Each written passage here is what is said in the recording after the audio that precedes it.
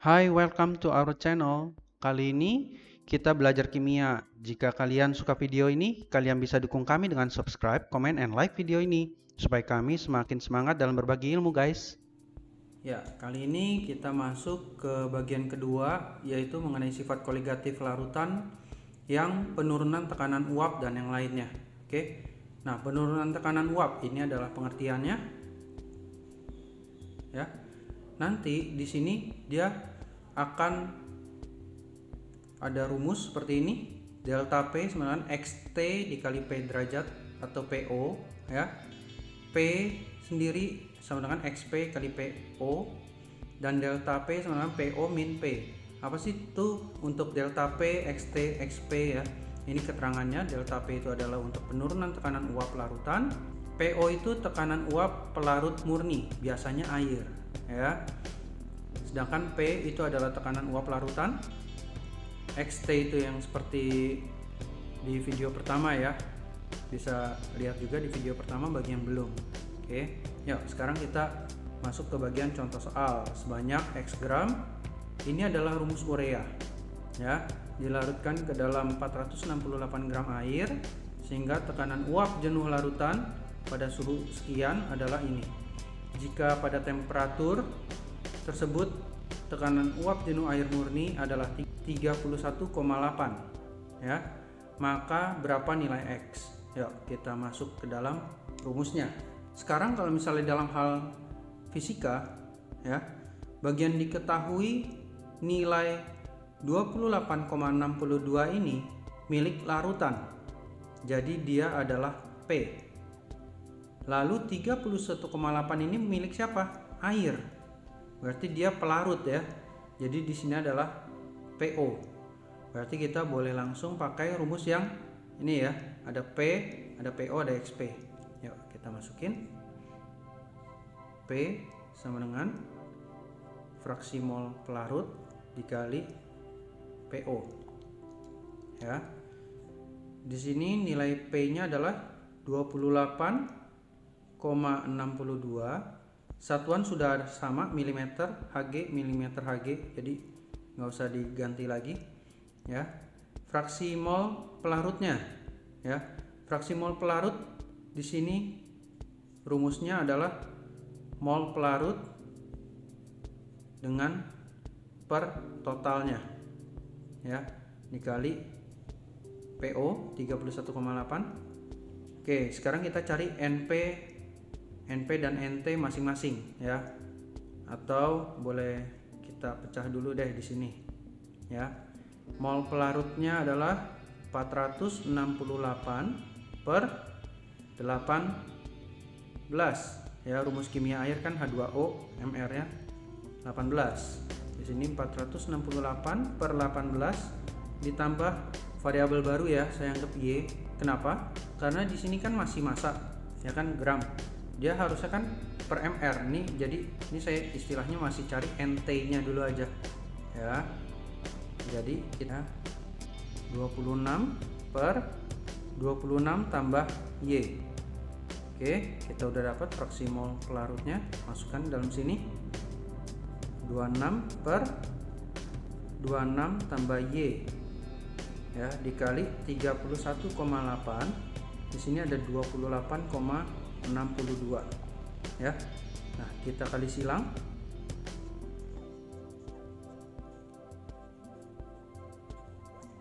Sama dengan 26 dikali 31,8, ya.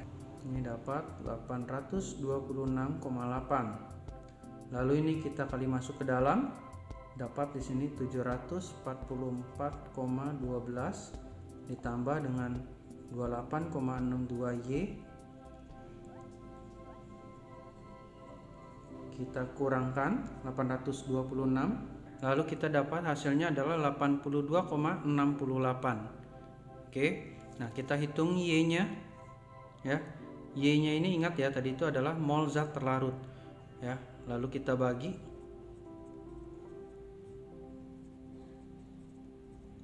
ya, hasilnya adalah 26 per 9. Untuk jawabannya kita belum selesai karena kita harus mencari masanya berapa gram. kita masukkan lagi dalam rumus mol zat terlarut ya, yaitu massa per mR. Nanti massanya satuannya gram. Di sini kita masukkan nilai NT-nya yaitu 26/9 sama dengan X per mR-nya yaitu 60, dan dapat deh nilai X-nya yaitu sebesar 173,33 gram. Oke. Nah, itu untuk yang nomor 1. Oke. Nah, sekarang kita lanjut ke bagian kedua ya. Ini yang pertama tekanan uap, penurunan tekanan uap ya. Masuk lagi ke bagian nomor 2 atau pembahasan berikutnya, yaitu mengenai kenaikan titik didih larutan atau delta TB dan penurunan titik beku larutan atau delta TF. Ya, B di sini boleh dibilang ini namanya boiling. Kalau F ini boleh dibilang dia frozen ya. Oke. Untuk besarnya kenaikan titik didih dan penurunan titik beku ya hanya ditentukan oleh jumlah partikel zat ya. Kalau misalnya semakin banyak zat terlarutnya, maka besar delta TB sama delta TF-nya itu makin besar juga. Oke. Ya, delta TB rumusnya adalah ini KB kali molal, atau bisa didapat dari ini juga ya. Titik didih larutan yang dikurangi oleh titik didih zat pelarutnya. Lalu kalau ini untuk delta TF, KF kali molal ya, dapatlah seperti ini. Nah, ini oh ya, untuk info tadi juga yang pertama juga itu cara untuk mencari ya, ini semua masih non elektrolit. Ya, kalau elektrolit beda lagi. Oke, delta TB kembali lagi ya. Delta TB adalah kenaikan titik didih larutan, delta TF itu penurunan titik beku larutan, KF itu adalah tetapan kenaikan titik didih molal, KF itu untuk tetapan penurunan titik beku molal. Sedangkan M itu adalah ya di video sebelumnya ya, molalitas.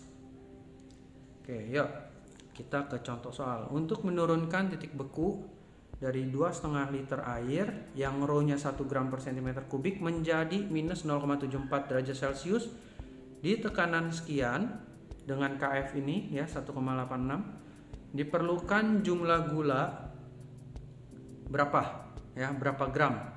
Nah, sekarang nih ya, titik beku air kan harusnya 0 derajat, tapi ini minus 0,74, berarti turunnya sebesar ya 0,74 ini ya. Jadi delta TF-nya adalah 0,74. Oke, ya kita masukin dalam rumusnya langsung. Delta TF sama dengan KF kali molal ya. Lalu di sini berarti ada 0,74, ini ada 1,86 dikali molalnya itu adalah 1000 per massa pelarut dalam satuan gram. Berapa sih massa pelarutnya? Massa pelarutnya adalah ini ya, 2,5 liter air. Untuk 2,5 liter air ini artinya itu 2,5 kg. Karena kemarin itu saya ngajarnya pakai 1000 per massa pelarut yang gram, jadi 2,5 kg itu kan 2500 ya gram. Oke, dikalikan dengan mol zat terlarutnya yaitu sebesar, kita nggak tahu massa gulanya berapa, kita anggap X per mR-nya yang diberikan yaitu 342 ya.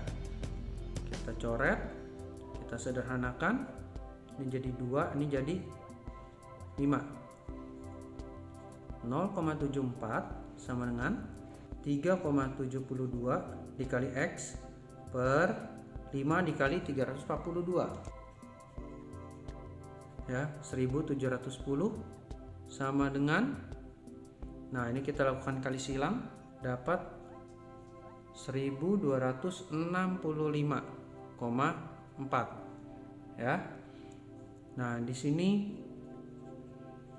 kita dapat masanya yaitu sebesar 340,1613. Ini saya pakai pembulatan ya, yang saya bilang kemarin itu ya, kita ambil belakang desimal lebih banyak lebih bagus. Nih saya ngambil 4 desimal ya, 4 angka di belakang koma ya. Masuk lagi ke materi berikutnya ya, yaitu tentang tekanan osmosis ya.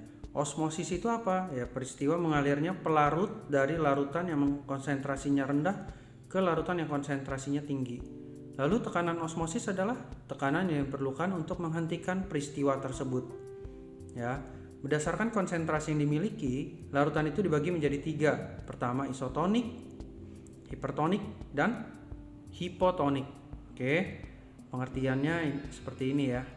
Biar nggak lama, kalian bisa baca sendiri. Oke, ya. Ini adalah rumus yang akan kita pakai dalam hal tekanan osmotik. P simbolnya ya. P sama dengan molaritas kali R kali T. Di mana molaritas itu sendiri adalah rumusnya mol per volume. Volume yang dipakai itu nanti liter ya. Dan suhu yang dipakai adalah Kelvin. Ini P, nanti tekanan osmotik satuannya adalah atm. Oke, M yang tadi molaritas, dan besaran R itu adalah tetapan, yaitu 0,082 ya. Yuk kita mulai masuk ke bagian soal ya. Ini contoh soalnya. Oke, 1,8 gram glukosa, MR nya 180, dilarutkan dalam 100 ml larutan ya, di suhu 25 derajat Celcius. Berapa tekanan osmotiknya? Oke, kita masukin P sama dengan molaritas kali R kali suhu. Nah, molaritasnya kita cari molnya dulu ya. Ini saya pisah-pisah dulu deh. Molnya itu cara mencarinya adalah 1,8 per 180. Berarti ini 1 per 100. Lalu untuk molaritasnya berarti ya ini 0,01 ya dalam desimalnya. 0,01 per volume. Volumenya itu liter. Di sini 100 ml ya. 100 ml berarti dalam liternya adalah 0,1 liter ya. Ini volume ya. Nih saya kasih keterangan. Ya, rubah ke liter. Jadi 0,1. Jadi sini 0,01 dibagi 0,1 ya 0,1 molar. Oke. Nah, kita masukin di sini ya. Yang tadi 0,1 ini ya. 0,1 dikali 0,082 dikalikan dengan suhunya. Suhunya itu kita rubah ke Kelvin. Jadi 25 derajat Celcius ditambah dengan 273.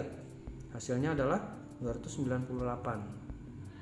Oke, dapat 2,4436 ya. Satuannya jangan lupa atm.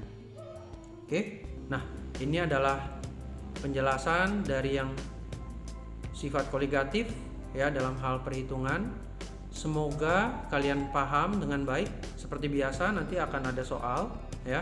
Kalian coba kerjain ya untuk latihan. Oke?